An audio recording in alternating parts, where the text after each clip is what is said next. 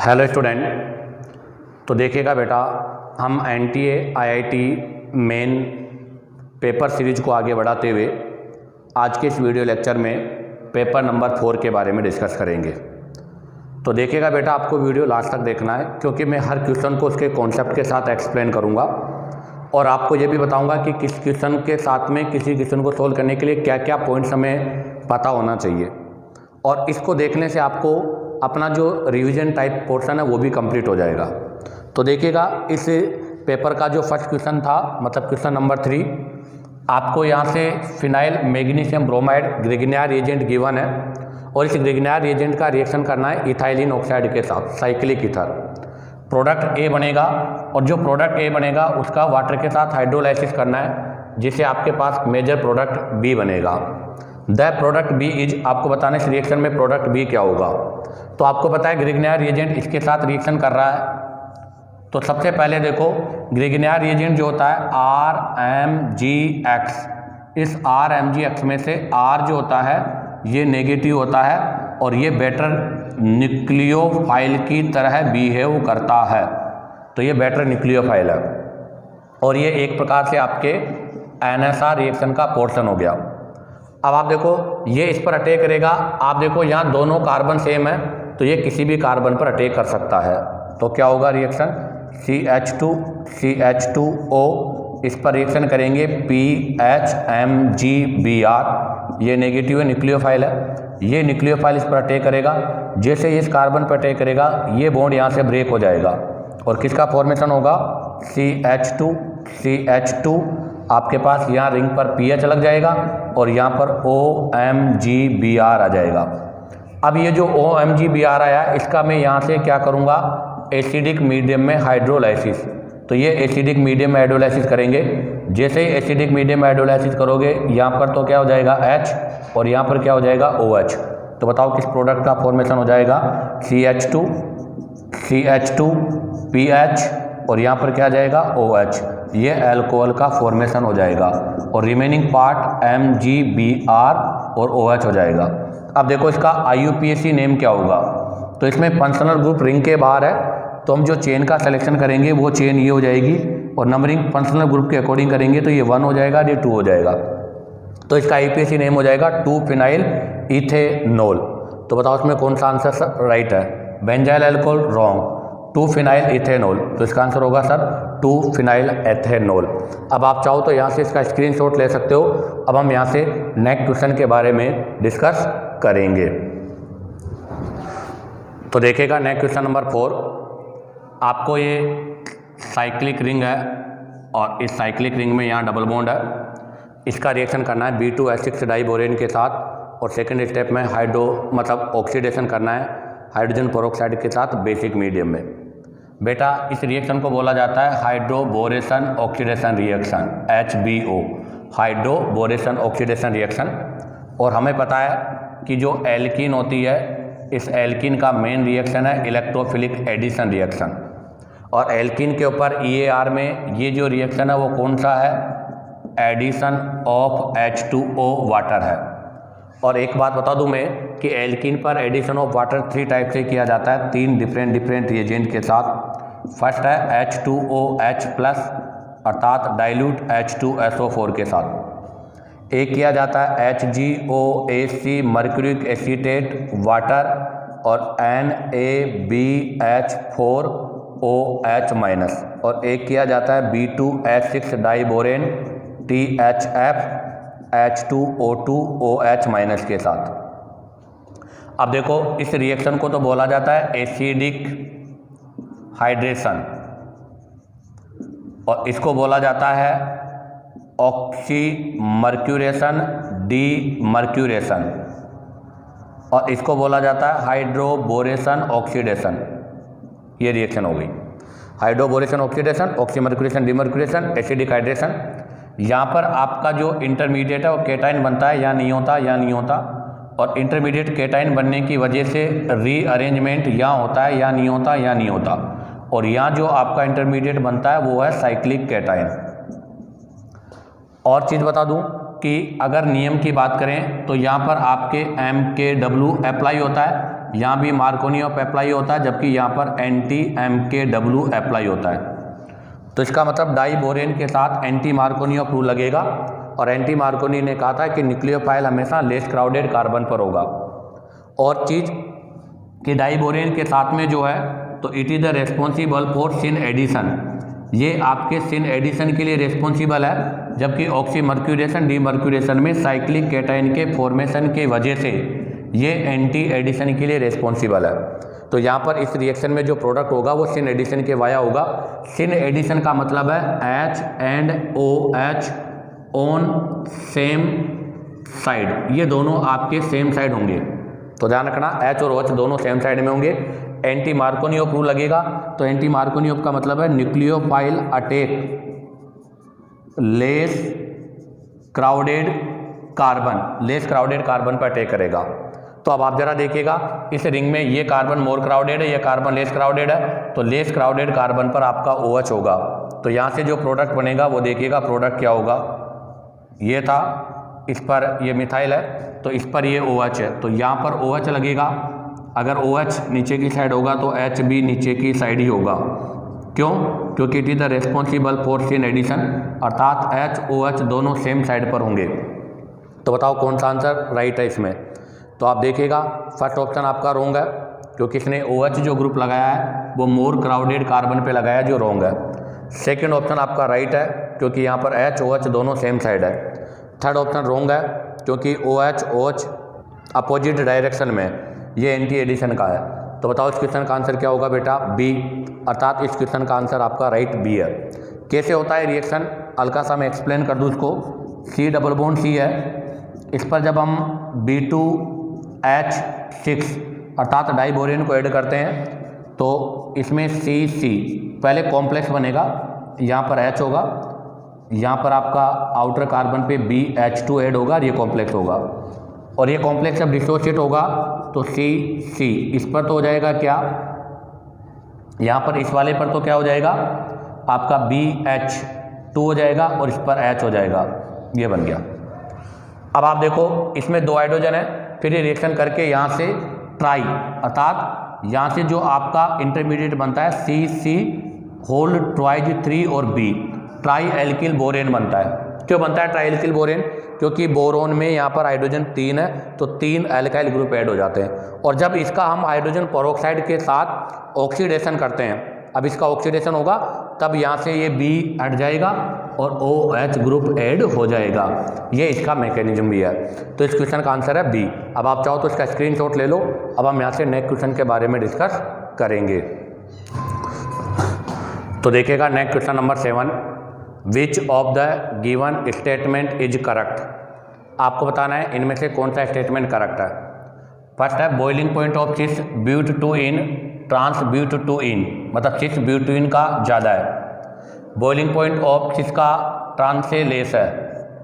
Third में दोनों में इक्वल है, और फोर्थ में boiling point can not be predicted. तो देखो बेटा अगर हम बात करें तो बॉइलिंग पॉइंट जो होता है, boiling point is directly proportional to molecular weight और indirectly proportional to side branch chain होता है। लेकिन आप देखिएगा ये बोथ आइसोमर्स है, बोथ क्या है आइसोमर्स है, और आइसोमर्स में कॉन्सेप्ट नहीं लगेगा। तो ऐसी कंडीशन पर यहाँ पर जो बॉइलिंग पॉइंट है, boiling point is directly proportional to dipole moment पर डिपेंड करेगा। जिसका डाइपोल मोमेंट मोर होगा उसका बॉइलिंग पॉइंट भी ज़्यादा होगा। अब एक है सिस ब्यूट टू इन और एक है ट्रांस टू ब्यूटीन। तो देखिएगा मैं पहले इनका स्ट्रक्चर ड्रॉ करता हूँ। तो ये तो मैं बना रहा हूँ सिस ब्यूट टू इन, तो ये तो सिस वाला हो गया।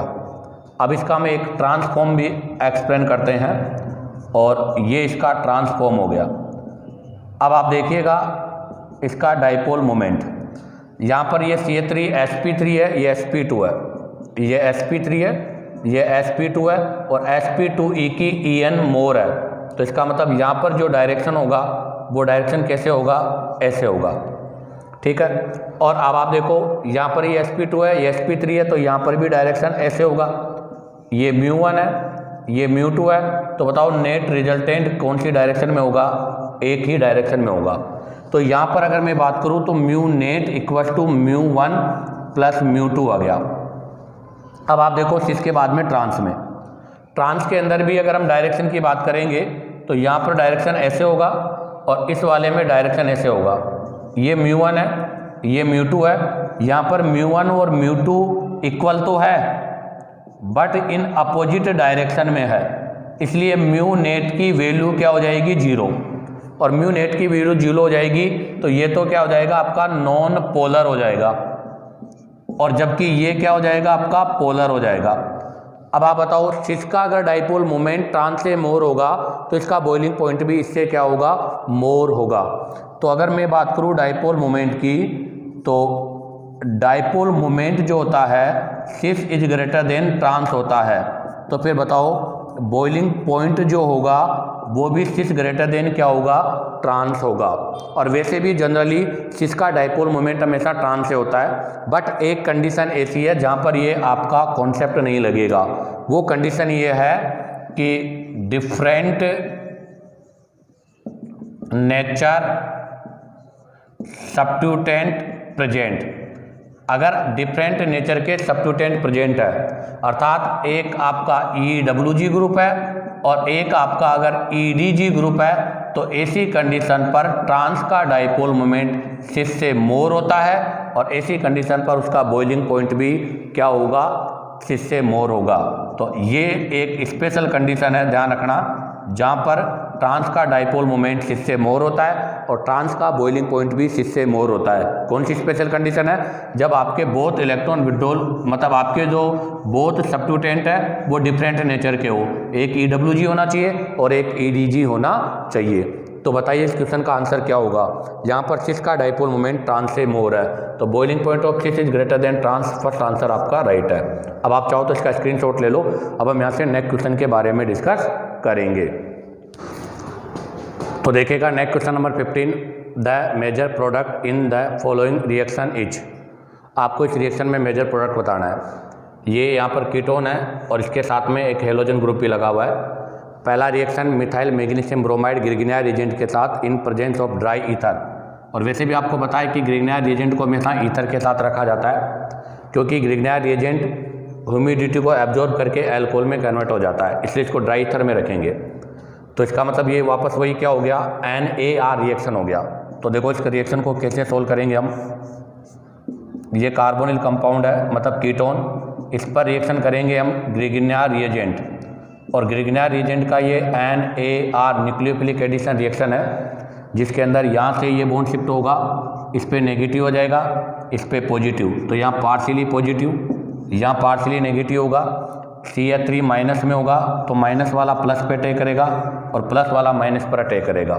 तो इसके वाया बताओ क्या फॉर्मेशन होगा। तो इसके वाया यहाँ से जो फॉर्मेशन होगा OMGBr और CH3 और CH3 आ जाएगा। यहाँ जैसे इसका हाइड्रोलाइसिस हो जाएगा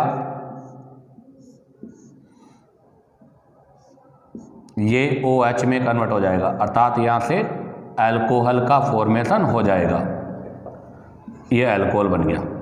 और इस वाले कार्बन पे एक मिथाइल ये था, एक मिथाइल और आ जाएगा और ये क्लोरीन है। ये प्रोडक्ट बन गया आपका फर्स्ट वाले रिएक्टेंट से। अब सेकंड में वो करवा रहा है एक्वस एसिड के साथ। अब हम यहाँ पर एसिड ले रहे हैं अर्थात H+ ले रहे हैं। अब आपको पता है कि जैसे अब हम यहाँ पर H+ लेंगे तो ये ऑक्सीजन अपना लोन पेयर है, वो इस वाले कार्बन को प्रोवाइड करेगा और ये से क्लोरीन रिमूव हो जाएगा। तो ज़रा आप देखो यहाँ से ये कार्बन है तो 1 2 3 4 5 मेंबर रिंग का फॉर्मेशन हो जाएगा। तो मैं ये 5 मेंबर रिंग का फॉर्मेशन कर देता हूँ जिसमें 4 कार्बन और 1 ऑक्सीजन होगा। अब आप देखो ये 5 नंबर का ऑक्सीजन है, इसके 4 नंबर के कार्बन पर 2 मिथाइल है तो ये 2 मिथाइल हो जाएंगे, ठीक है। तो इसके अंदर आपके पास ये प्रोडक्ट का फॉर्मेशन हो जाएगा। तो बताओ इसमें कौन सा आंसर आपका राइट है। फर्स्ट रॉन्ग है, सेकंड रॉन्ग है, थर्ड रॉन्ग है, फोर्थ आंसर इसका राइट है। अब आप चाहो तो इसका स्क्रीनशॉट ले लो। अब हम यहाँ से नेक्स्ट क्वेश्चन के बारे में डिस्कस करेंगे। तो देखिएगा नेक्स्ट क्वेश्चन नंबर 22, और ये आपका इंटीजर का है। Among the following the total number of compounds containing at least one sp3 hybridize carbon atom is और आर। मतलब ये आपको एटम गिवन है फर्स्ट, सेकंड, थर्ड, फोर्थ और फिफ्थ। इनमें से बताना है किसके अंदर at least one sp3 hybridize carbon होना चाहिए। सबसे फर्स्ट ऑप्शन है एसिटिलीन। ये एसिटिलीन गैस है, इसके अंदर आपका 1 सिग्मा और 2 पाई है, और 2 पाई का मतलब क्या हो गया sp हाइब्रिडाइजेशन। तो फर्स्ट ऑप्शन आपका रॉन्ग है। डाई मिथाइल ईथर CH3O और CH3, इसमें इस कार्बन पर 4 सिग्मा बॉन्ड है, इसलिए यहाँ पर हाइब्रिडाइजेशन sp3 है और ये राइट है। प्रोपेन 1 ओल 1 2 3 OH CH2 CH2 और CH3, इसके अंदर तो ओल कार्बन ही किसके अंदर है sp3 के अंदर है, तो ये भी राइट है। एथीन, एथीन का मतलब हो गया CH2 डबल बॉन्ड CH2, इसमें इस कार्बन पर 2 सिग्मा के साथ में 1 2 3 सिग्मा और 1 पाई है, और आपको पता है 1 पाई हो गया, तो 1 पाई का मतलब कौन सा हो गया sp2, ये रॉन्ग है। वैसे भी ट्रिपल बॉन्ड पे sp, डबल बॉन्ड पे sp2 और सिंगल बॉन्ड पे क्या होता है sp3। 2 क्लोरोब्यूटेन 1 2 3 4, ये 4 हो गया, यहाँ पे क्लोरो, तो ये हो गया 2 क्लोरोब्यूटेन, ये 3, ये भी 3, ये 2 और ये, तो इसके अंदर भी आपके ओल जो कार्बन है वो sp3 में है, तो ये भी राइट है। तो बताओ इस क्वेश्चन का आंसर क्या होगा 1 2 3, तो इसका आंसर होगा 3.00। अब आप चाहो तो इसका स्क्रीनशॉट ले लो। अब हम यहाँ से नेक्स्ट क्वेश्चन के बारे में डिस्कस करेंगे। तो देखिएगा next question number 24, find out the double bond equivalent DBE value of the given following compounds. इस कंपाउंड का आपको डबल बॉन्ड इक्विवेलेंट की वैल्यू बतानी है सर। तो देखो सर DU निकालने का वैसे तो फॉर्मूला होता है 2 multiply by number of carbon plus का 2 minus number of hydrogen minus number of halogen plus nitrogen divide by 2। एक फॉर्मूला तो ये होता है। दूसरा फॉर्मूला ये होता है कि आपके जो एल्केन होता है CnH2n+2, इस फॉर्मूले में से जितने हाइड्रोजन की जितने हाइड्रोजन का डिफरेंस है उस डिफरेंस को निकालकर उसमें 2 का डिवाइड कर दो। इस प्रकार से हम DU निकालते हैं, बट हमें यहाँ पर स्ट्रक्चर गिवन है इसलिए हम फॉर्मूला अप्लाई नहीं कर सकते। तो इसके लिए मैं कंक्लूजन बताता हूँ कि अगर DU 0 होता है तो ऐसी कंडीशन पर कंपाउंड आपका सैचुरेटेड होता है, अर्थात ओनली सिंगल बॉन्ड होता है। अगर DU 1 होता है तो ऐसी कंडीशन पर 1 पाई बॉन्ड और 1 pi bond equivalent to 1 ring होता है, अर्थात या तो आपका जो प्रोडक्ट है वो एल्कीन होगा या फिर वो साइक्लो एल्केन का पोर्शन होगा। और अगर DU 2 आ रहा है तो 2 का मतलब क्या होगा, उसमें 2 पाई बॉन्ड होंगे या उसमें 2 रिंग होगी, या बेटा उसके अंदर 1 पाई बॉन्ड प्लस 1 क्या होगा रिंग होगा। 2 पाई बॉन्ड से मतलब क्या होगा एल्काइन, 2 रिंग से मतलब क्या होगा बाइसाइक्लो स्पाइरो ETC, और 1 पाई 1 रिंग का मतलब क्या होगा 1 पाई 1 रिंग का मतलब क्या हो गया साइक्लो एल्कीन। ये पॉसिबिलिटीज है। तो हम जनरली अगर किसी का DU निकालना चाहते हैं तो उसके लिए डायरेक्ट हम अप्लाई करते हैं DU equal to number of pi bond plus number of ring, ये फॉर्मूला हम अप्लाई कर देते हैं जब हमें स्ट्रक्चर गिवन हो। तो मैं यहाँ पर स्ट्रक्चर गिवन है तो हम डायरेक्ट इसी फॉर्मूले को अप्लाई करेंगे। तो देखिएगा इसमें जितने पाई बॉन्ड और जितने रिंग है उसको काउंट कर लेंगे। तो बताओ यहाँ पर कितने पाई है 2 पाई, 1 पाई यहाँ पर है, 1 पाई ये है, 1 पाई ये है, 1 पाई यहाँ पर ये रहा, 1 पाई ये है, 1 पाई ये है बेटा, और 1 पाई ये है। तो बताओ इसमें कितने पाई होंगे 2 3 4 5 6 7 8 9, number of pi bond 9 plus. अब हम काउंट करेंगे नंबर ऑफ रिंग 1 2, इसमें 2 रिंग है, बताओ दोनों का सम कितना हो गया 11। तो बताओ इस क्वेश्चन का आंसर क्या होगा 11.00। तो आपके क्वेश्चन नंबर 24 का आंसर है 11। इसी के साथ आपका ये बेटा NTA IIT JEE mains paper number 4 organic chemistry solution complete होता है। उम्मीद करता हूँ कि आपको वीडियो पसंद आया होगा, क्योंकि मैंने हर क्वेश्चन को उसके कॉन्सेप्ट के साथ एक्सप्लेन किया है। अगर आपको वीडियो पसंद आया हो तो लाइक, सब्सक्राइब और शेयर करो, इससे आपको न्यू अपडेट का नोटिफिकेशन मिलता रहे।